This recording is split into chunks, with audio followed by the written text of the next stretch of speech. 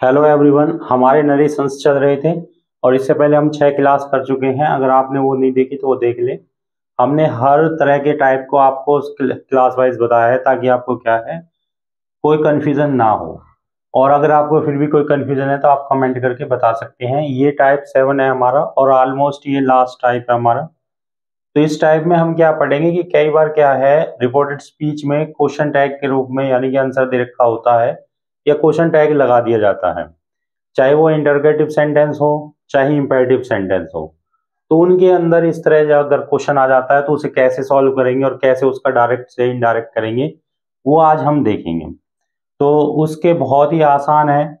मैं एक आधा एग्जांपल ले लेता हूँ, आपको क्या है समझ में आ जाएगा कि किस तरह के क्वेश्चन आते हैं और किस तरह क्या है हम उनका आंसर दे सकते हैं। जैसे कि एक क्वेश्चन मैंने ये ले दिया, सी सेड टू मी, यानी कि उसने मुझसे कहा can you solve this question,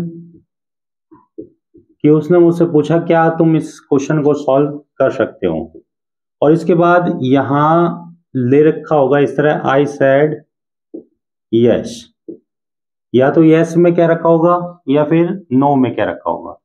ये दोनों तरीके से ही हो सकते हैं। दोनों तरीके से मैं बता दूंगा आपको कि यस क्या रखा होगा तो तब क्या लिखना होगा आपको, और नो क्या रखा होगा तो तब क्या लिखना होगा।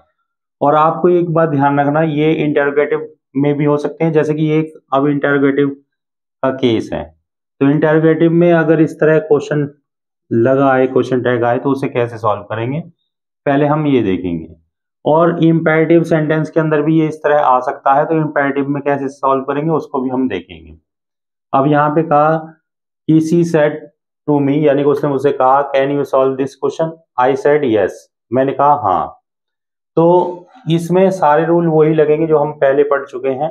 बस क्या है यहाँ इस क्वेश्चन के आंसर दो देखा उसको देखना है। तो यहाँ पे वही है सी, क्योंकि इंटरोगेटिव है, सेड टू किस में बदल जाएगा, आस्क्ड में बदल जाएगा। सी आस्क्ड मी, फिर इफ लगेगा क्योंकि डब्ल्यू फैमिली है नहीं कोई, जो रूल पहले थे वही है। अब यू किस में बदलेगा, एस ओ एन 123 के रूल के अनुसार। ये क्या है सेकंड पर्सन, सेकंड पर्सन किस में बदलेगा आपका, ऑब्जेक्ट में बदलता है। ऑब्जेक्ट क्या है मी, तो यहाँ पे हो जाएगा she asked me if I can किस में बदलता है, कुड में, कुड सॉल्व, और दिस किस में बदलेगा, डेट क्वेश्चन। ये तो सिंपल रूल है जो हमने पहले बताया था, वही उसी हिसाब से है। लेकिन यहाँ पे जो ये आंसर दे रखा होता है उसको कैसे करें। तो आंसर यहाँ पे एक बात ध्यान रखना, आपको या तो यस में दे रखा होगा या नो में दे रखा होगा। तो अगर यस में दे रखा होगा तब तो लिखोगे यस आई डिड, कि मैं कर सकता हूं, या फिर इसकी जगह लिख सकते हो आई रिप्लाइड एफर्मेटिव, ये लिख सकते हो। इनमें से कोई सा भी क्वेश्चन टैग में लिख सकते हो आप, या तो यस आई डिड या फिर आई रिप्लाइड एफर्मेटिव। एफर्मेटिव का मतलब होता है कि मैंने उसे क्या है सकारात्मक जवाब दिया, आई रिप्लाइड एफर्मेटिव। तो जो यहाँ लास्ट में आंसर दे रखा होता है उसका हम इस तरह दो तरीके से आंसर लिख सकते हैं। अगर यस में होगा तो आई डिड, हाँ मैं नहीं कर सकता हूं, या फिर आई रिप्लाइड एफर्मेटिव। ठीक है। अगर ये नेगेटिव में होता, कोई भी और भी क्वेश्चन ले लेते हैं हम, अगर नेगेटिव में होता, नेगेटिव में जैसे ये होता सी सेड टू मी, यहां पे वही सेंटेंस है बस थोड़ा सा नेगेटिव में ले लेता हूं, डू यू नो मी, यानी कि उसने मुझसे पूछा क्या तुम मुझे जानते हो, आई सेड नो। अब यहां पे नेगेटिव में आंसर दे रखा है कि मैं नहीं जानता, तो यहां पे क्या हो जाएगा, she asked me if, you का किस में बदलेगा, वही आई में बदल जाएगा, आई, नो का सेकंड फॉर्म बदल जाएगा न्यू, मी का मतलब फर्स्ट पर्सन है, फर्स्ट पर्सन किस में बदलेगा आपका सब्जेक्ट में, तो इसके लिए क्या जाएगा हार। ये तो पहले रूल से ही चेंज करे मैंने। तो यहाँ पे she asked me if I knew her. अब यहाँ जो आंसर दे रखा है वो नेगेटिव में दे रखा है, तो यहाँ पे आप या तो आई डिड नॉट कर सकते हो, या फिर आप क्या है सिंपल लिखोगे आई रिप्लाइड इन नेगेटिव, यानी कि मैंने नकारात्मक में जवाब दिया।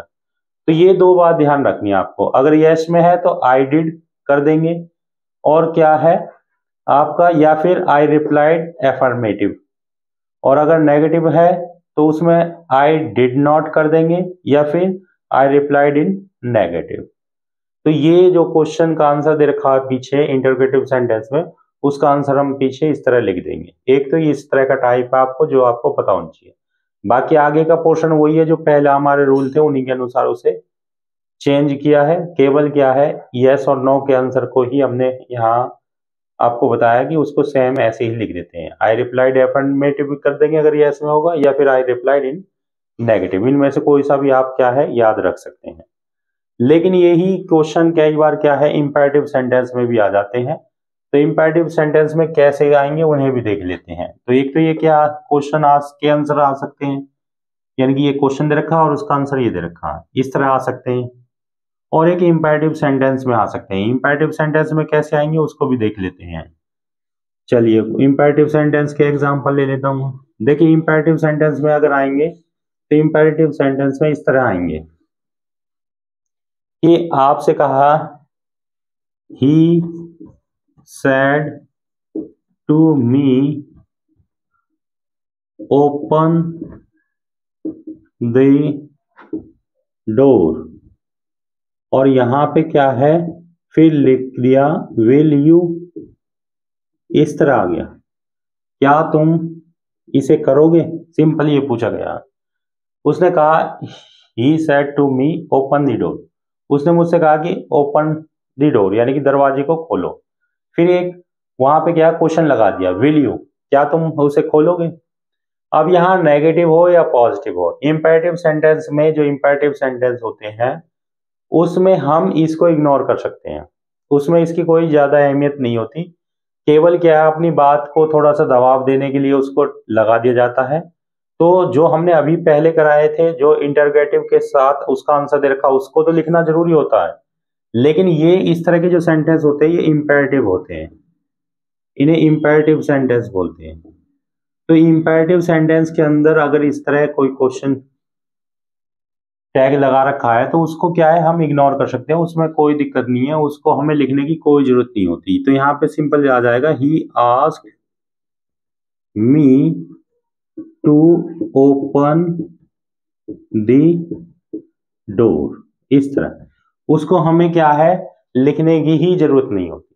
तो ये एक थोड़ा सा चेंजिंग है, और यानी कि ये कई बार बहुत ही इंपॉर्टेंट है, हमें क्या है समझ में नहीं आता कि भाई इसको क्या बदले या उसको क्या बदले। तो आपको सिंपल ध्यान रखना अगर इंपैरेटिव सेंटेंस में इस तरह कोई क्वेश्चन टैग लगा रखा है तो उसको हम इग्नोर मार सकते हैं। लेकिन इंटेरोगेटिव सेंटेंस के अंदर जो हमने पहले अभी करे हैं उनके अंदर अगर कोई आंसर दे रखा है तो उसको हमें क्या है उसका आंसर दो ही में दे सकते हैं, या तो एफर्मेटिव में देंगे, एफर्मेटिव कह देंगे यस में, और या फिर क्या नेगेटिव में, यानी कि आई रिप्लाइड इन नेगेटिव। इस तरह क्या है आप कर सकते हो।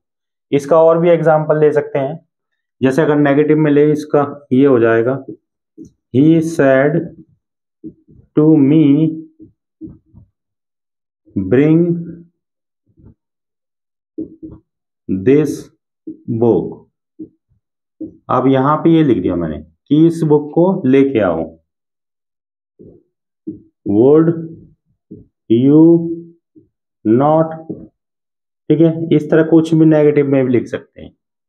तो इसमें भी कुछ नहीं है, यहां पे क्या he asked me to bring this का क्या हो जाएगा डेट हो जाएगा, डेट बुक। बाकी इसको लिखने की कोई जरूरत ही नहीं होती, इसको इग्नोर कर सकते हैं, ठीक है। He asked me to bring that book. तो इस तरह इंपैरेटिव में हम क्या उसको इग्नोर कर देते हैं, लिखने की कोई जरूरत नहीं होती। लेकिन क्वेश्चन टैग वाले में उसका आंसर एफर्मेटिव में या फिर नेगेटिव में आपको देना होगा। इस तरह हमारी ये छोटी सी इंफॉर्मेशन थी, लेकिन इंपॉर्टेंट थी। इससे भी क्या है, कई बार क्वेश्चन आ जाते हैं, तो आप इस तरह के सेंटेंस को भी कर सकते हैं। इस तरह हमारे क्या है, सभी टाइप ऑलमोस्ट खत्म हो गए हैं। यदि इसके बावजूद भी आपको क्या कोई प्रॉब्लम बनती है तो आप कमेंट कर सकते हैं, हम उसको सॉल्व कर देंगे। और इनकी ज़्यादा से ज़्यादा प्रैक्टिस कीजिए ताकि आपको क्या है, नरेशन अच्छे प्रकार से समझ में आए। चलिए नोट कर लीजिए, और वीडियो पसंद आए तो लाइक कीजिए, सब्सक्राइब कीजिए।